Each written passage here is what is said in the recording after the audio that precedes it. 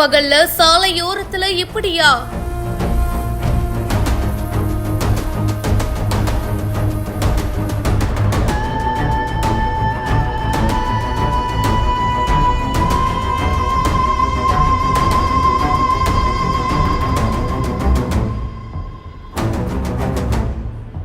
பெங்களூரு கிராமப்புற மாவட்டத்துல இருக்கிற பன்னாரகேட்டா போலீஸ் ஸ்டேஷன் எல்லைக்கு உட்பட்ட இடத்துல தான் இந்த சம்பவம் நடந்திருக்கு. பாதிக்கப்பட்ட நபர் 24 வயதான கைலாஷ் அப்படின்றவரு. இவரு ஒரு பண வசூல் முகவர் அப்படின்னு சொல்றாங்க.